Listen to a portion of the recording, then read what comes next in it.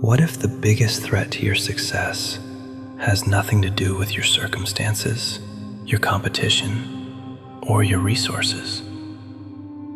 What if the most dangerous enemy you will ever face is not out there in the world, but living quietly inside your own skull, whispering to you every single second of every single day?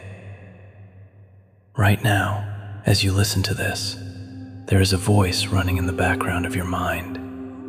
It is commenting on everything. It is judging everything. It is rewriting everything. And most of the time, you don't even notice it. You think those thoughts are simply the truth. You think that voice is simply you.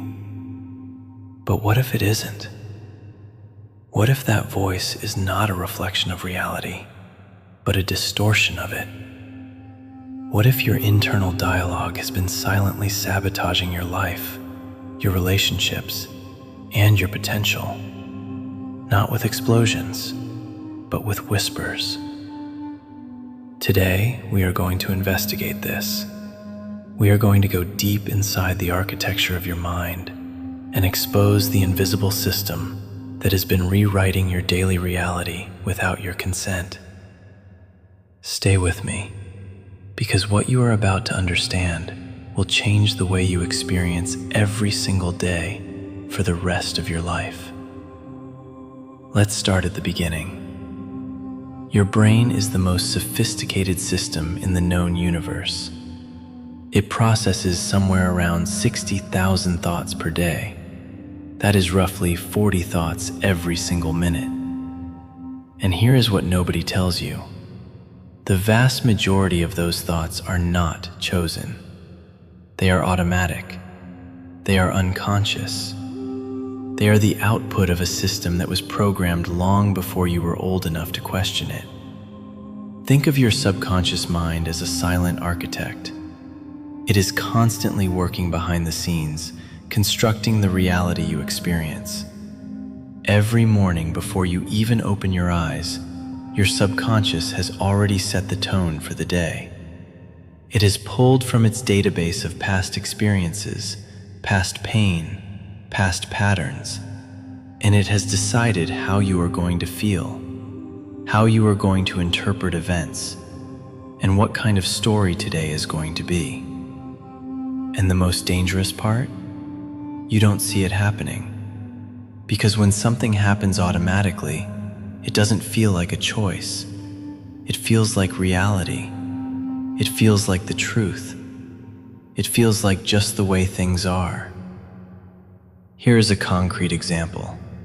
You wake up Monday morning. Before you even check your phone, a thought fires in the background. This week is going to be exhausting. You don't decide to think that. You don't choose it. It just appears. And now your brain, being the remarkable prediction machine that it is, will spend the rest of the day looking for evidence to confirm that thought. Every difficult meeting becomes proof.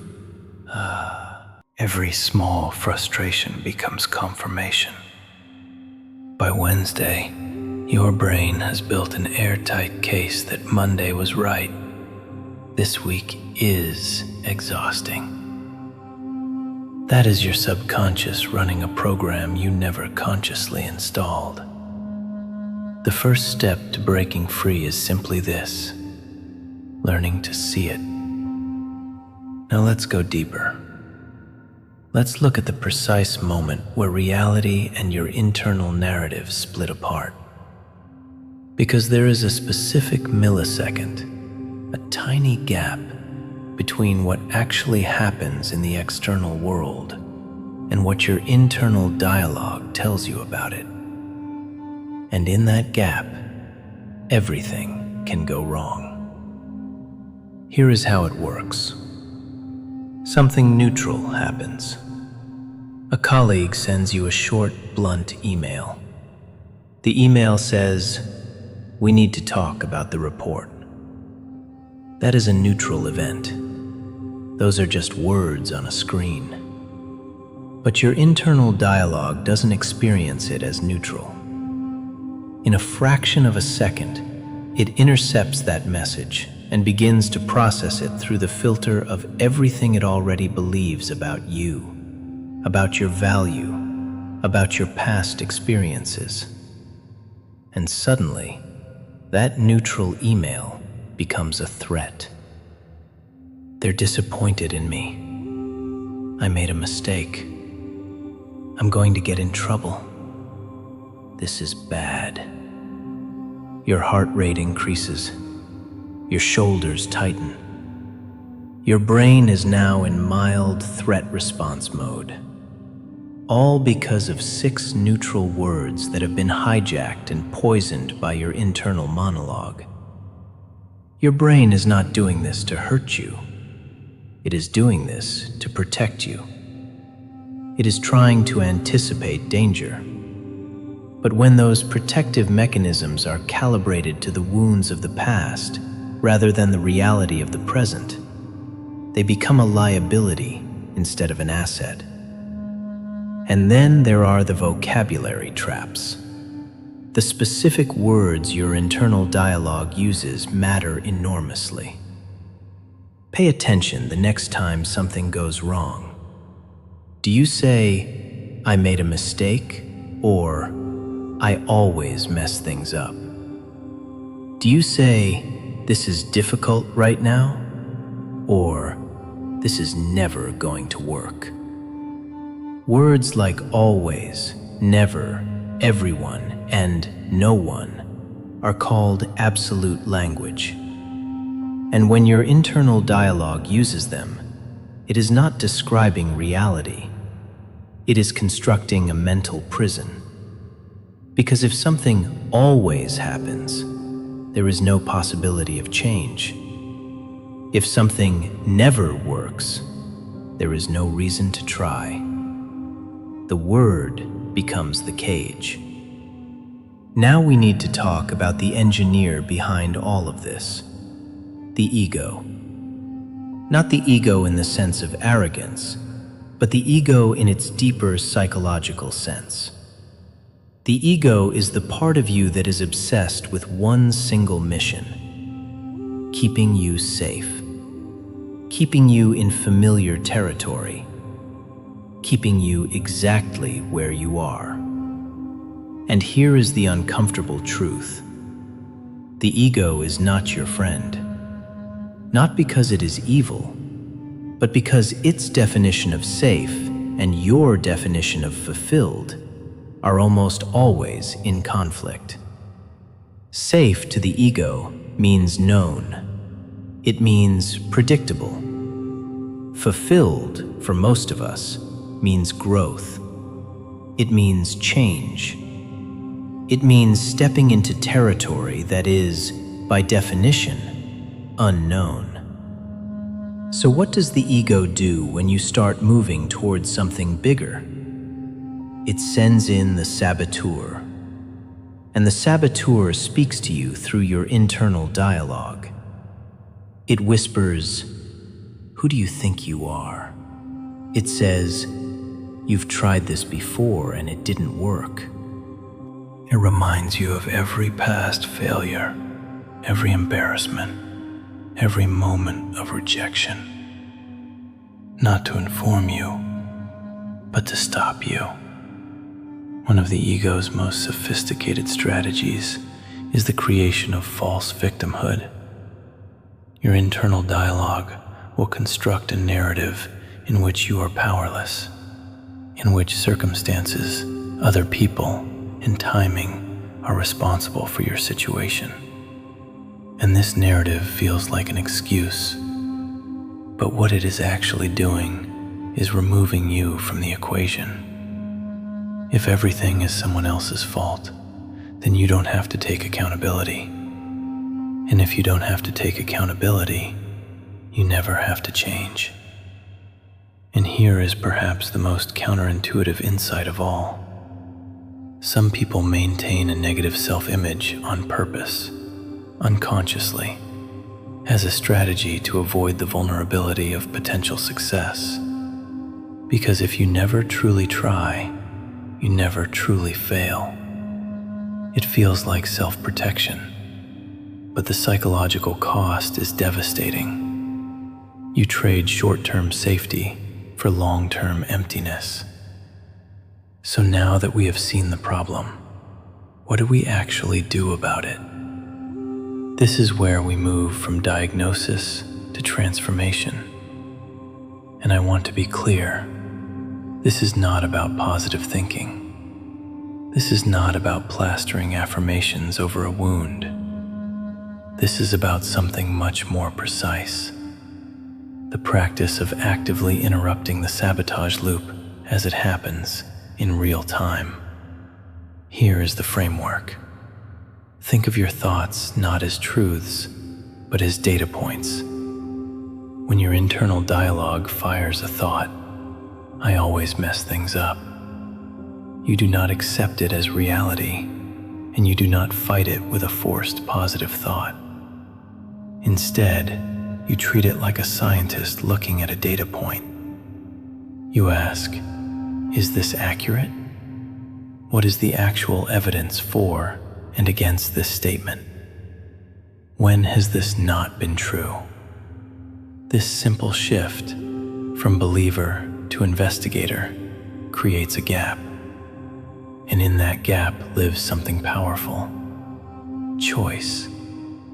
The second tool is auditing your self-talk vocabulary. Every time you catch yourself using absolute language, always, never, everyone, no one, stop. Replace it with something more accurate. "I always mess things up" becomes, "I made a mistake on this particular task." "This will never work" becomes, "This hasn't worked yet with the current approach."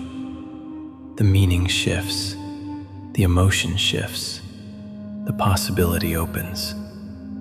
And the third tool is the shift from reactive narration to intentional command.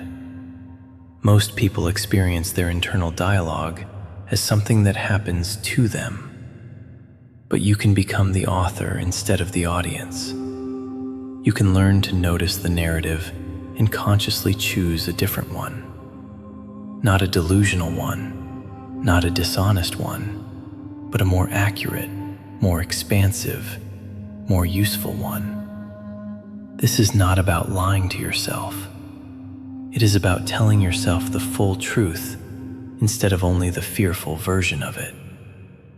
Here is what nobody tells you about changing your internal dialogue. It changes your brain. Literally, neurologically.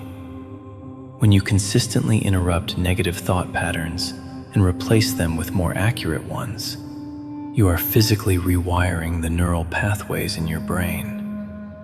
Neurons that fire together wire together, and neurons that stop firing together begin to disconnect. This is called neuroplasticity, and it means that the architecture of your mind is not fixed. It can be rebuilt. And when that rebuilding happens, something remarkable occurs. Your perception changes. The same situation that the old narrative interpreted as a threat, the new mind sees as information. The same obstacle that once felt insurmountable becomes a problem to be solved. Opportunities begin to appear in spaces where your old narrative could only see walls. Not because the opportunities weren't there before, they were, but because your internal dialogue was filtering them out, convincing you they weren't for you, weren't possible, weren't real. A changed mind doesn't create a different world. It reveals the world that was always there. But I want to be honest with you about one final thing. This work is never finished. The pull of old linguistic habits is real. There will be days when the saboteur is loud. There will be weeks when the old programs run hard. That is not failure. That is simply the nature of reprogramming a system that has been running for decades. The strategy for maintaining mental clarity is not perfection. It is awareness.